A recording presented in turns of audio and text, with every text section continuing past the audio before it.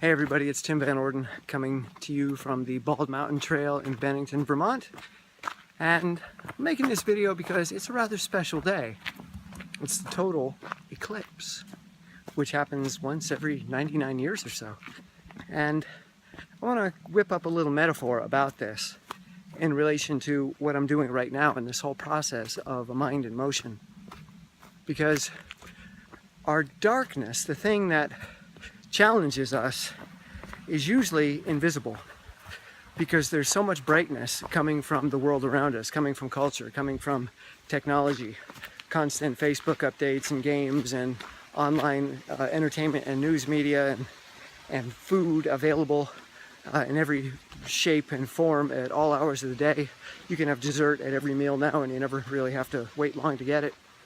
So we've got this brightness, this technological, cultural brightness that's constantly shining down on us. And sometimes we can see the moon, but it's always faint. So we're not really aware of what it is and the effect that it's having on us. And I'm speaking in metaphorical terms here. And the big part of that metaphor is on a rare occasion like this, when that moon crosses in front of the sun and obscures the sun to the point where the sun is almost completely blocked out. This is when you really get to see that moon. And you could call this a depression. You could call this a tragedy. They don't happen often, but when they do happen, it seems like the whole world is ending, which is what people in the past used to think before we understood from an astrophysics perspective what was going on. So now that we know that every 99 years this is likely to happen just due to the trajectories and orbits, we're not afraid of it. In fact, we celebrate it. But not too long ago, this was a really scary thing for many civilizations around the world. And even though we've gotten there with the moon and the eclipse, we haven't gotten there with darkness, tragedy, and depression, or mental illness, you may want to call it, in our lives, in our culture. I learned this when I was much younger and an athlete in high school and college and had a regular habit of spraining my ankle. And the sympathy would just pour in. I'd be on crutches, and especially freshman year at college, I was on crutches for months, and people would take care of me and bring me food, and everybody was really, really super nice. But when I started to deal with depression in college, nobody wanted anything to do with me. They ran, they avoided me. They didn't want to be around Mr. Doom and Gloom. So injury to the mind or to the psyche or to your identity, very, very different than an injury to your physical body, at least as far as our culture is concerned at this time. So we're still in the dark ages thinking that that eclipse is this horrible thing and we need to be frightened and the gods are angry. So we've got this stigma against mental illness or mental challenge, mental injury. I prefer mental injury rather than illness because in my experience and in my research, it's an accumulation of injury to the identity that eventually leads to most mental illnesses. That some people have a genetic predisposition to depression, others to schizophrenia, others to borderline personality, narcissism, etc. And when the going gets tough and pushes, you'll break at the weakest link. And for me, that so-called weakest link is a depressive response. But I've learned to see that that's not weak at all. It's actually really, really adaptive and helpful. Just our culture stigmatizes it, and therefore, if you're still concerned about how the culture is relating to you in the midst of that state, you're going to see it as a profoundly negative thing and compare yourself to them as they are comparing you to who you used to be.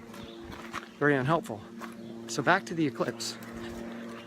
One of the things that they will warn you about if you are going to be viewing this eclipse is that you shouldn't look directly at it with the naked eye. In fact, you shouldn't even look directly at it with sunglasses. That you need some type of really protective filter to filter out the intense sunlight. And then not only will you be able to see more clearly, but you also won't damage your eyes. And my dad used to teach astronomy in high school, and he used welding glass, the glass that welders have in their helmets.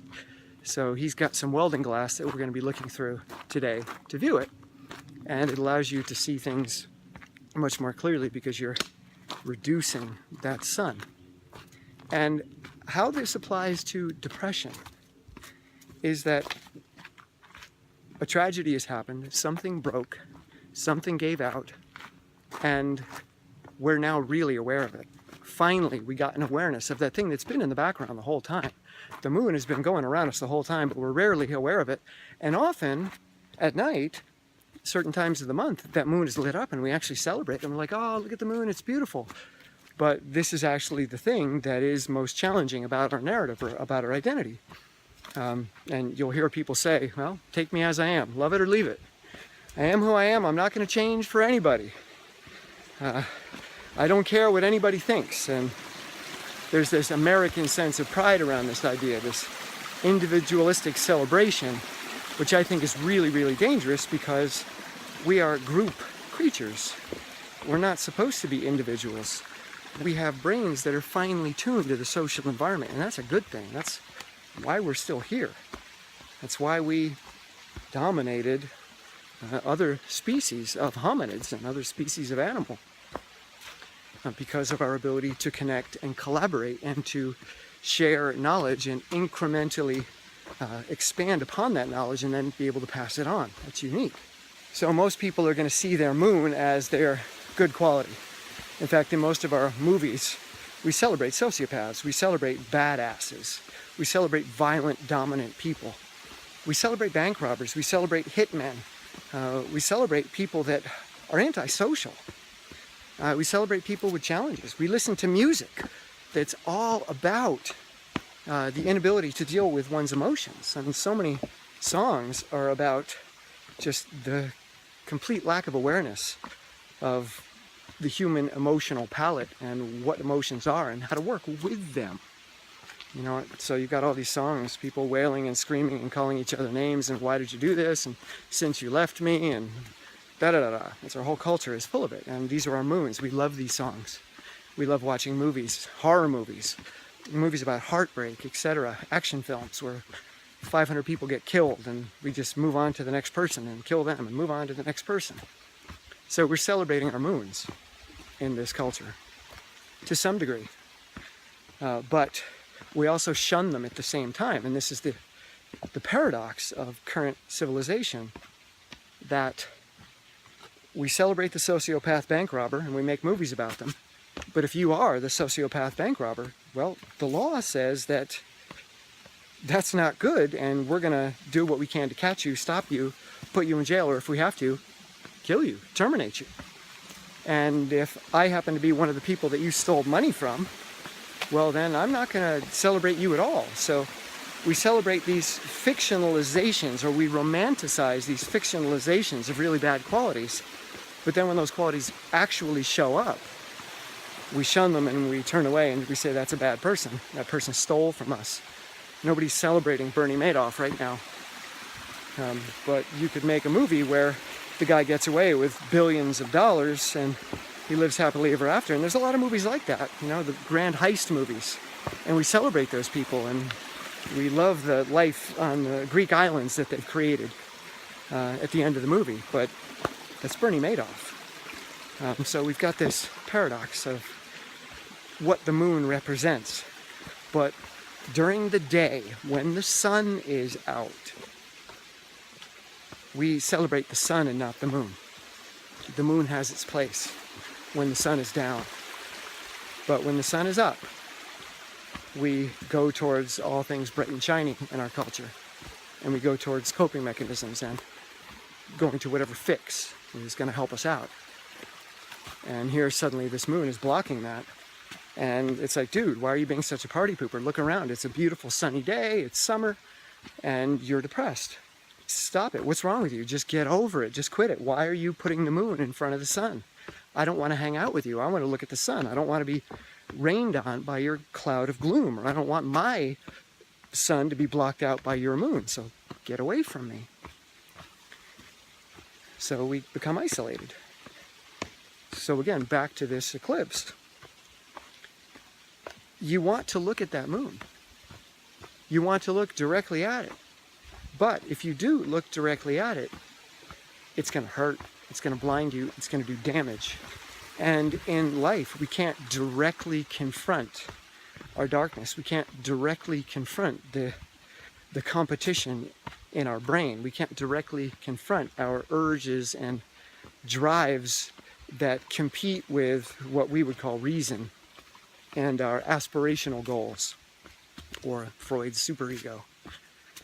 So you've got this battle going on, and people try to use willpower to overcome it, or they use personal trainers to hold them accountable and push them in boot camps to try to help them dominate and overcome that primitive, inferior brain that artificial intelligence and genetic engineering will eventually completely get rid of, and will just be these purely rational beings that Plato envisioned, or that economists make policies for, but don't really exist, nor should they exist.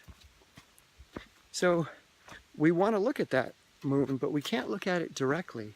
And that's why this is such a great metaphor, because we want to learn about it, but too much, too intensely, is going to damage us. So this is why a really good therapist will never tell a person that they're having a psychotic break in the midst of a psychotic break. That's too much. It's too damaging.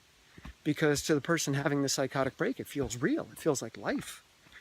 And for you to tell me that this is a psychotic break, and for you to tell me that these things that are going on are not real, and that they're just in my head, that is so threatening to the identity, that one can become violent in response to try to protect that identity, and to try to feel like they still have a sense of control over the world and over their actions and over their thoughts.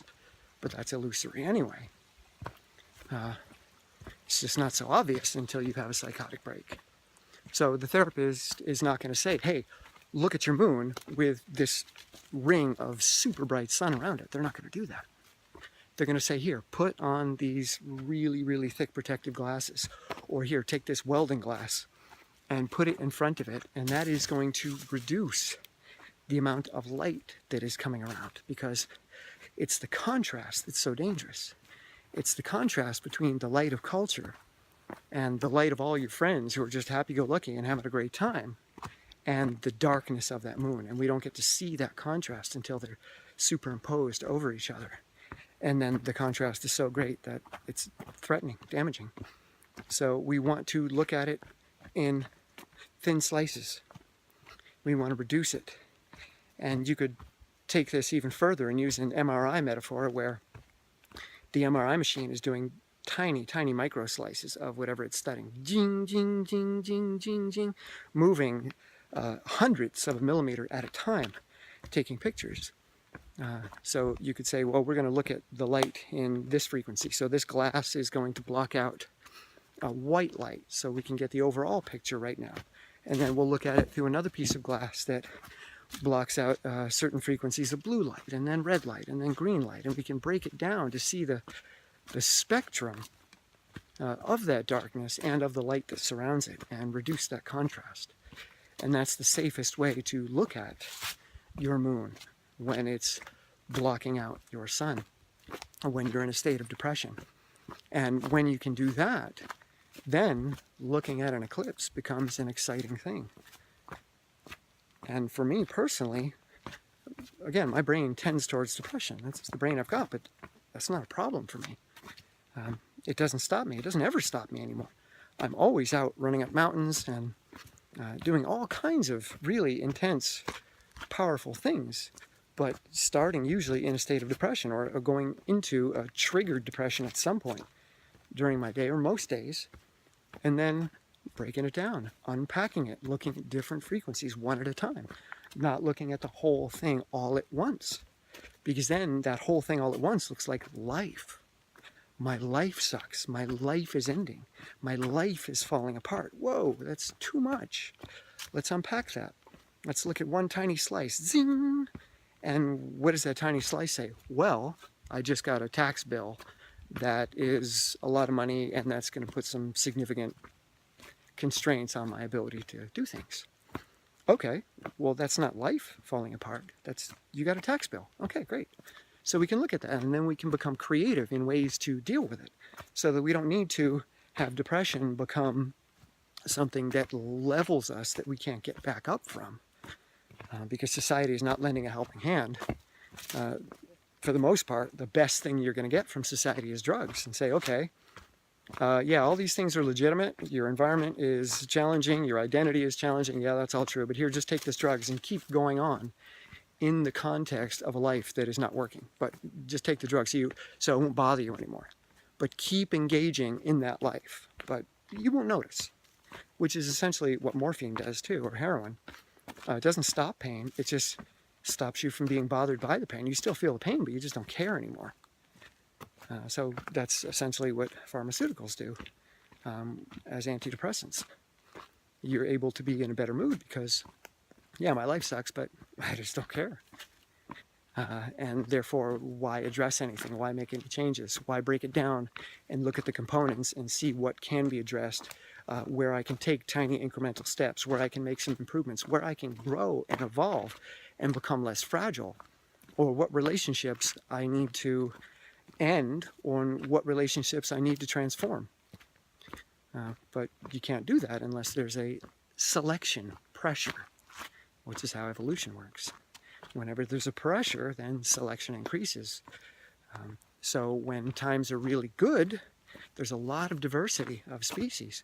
When times are really hard, when there's a drought, say, or a volcanic eruption, then there's a lot of selection pressure, and now we have a reduced set of species, and they modify really quickly. So there's fewer species and therefore less diversity among species, but there's greater diversity among the genes within a species, because that's when adaptation is most likely to occur, when there's an intense selection pressure. Otherwise, those genes have no benefit in getting passed on. All genes will get passed on in good times because there's no benefit one over the other, or at least for the most part. So, back to our eclipse happening this afternoon. Don't look directly at it. And if you're going through a really challenging time right now, if you're going through a depression, if you're going through some darkness, don't look directly at it. Put some constraints on it. Put some filters on it. Break it down. Don't call it life. Don't call it depression. Don't call it me, as in I'm a failure, I'm worthless, I'm a loser, whatever that is. That's all the sun, all the light. Let's break it down. Okay, what is one particular thing that is challenging for me? Let's filter everything else out so that we just see that. And then we work on it. It's like, okay, here's something that I do, or some aspect of me that brings about challenge on a regular basis and makes a lot of negative slippery slopes for me. Okay, so what can I do to address that? What can I do to evolve that, or iterate it, or delegate, so that I no longer have to do so much of that? Is there a way that I can pass that off, or is there a way that I can change my environment or job or relationships so that that's not something that continually builds up stress, so that I reach the breaking point and then boom, I go into whatever mental injury I'm most susceptible to. So there you go. That's my mind in motion out on the trail today, and it's a beautiful day, and I hope you get out and put your mind in motion, because that's where all the great stuff is. I love you guys. See ya!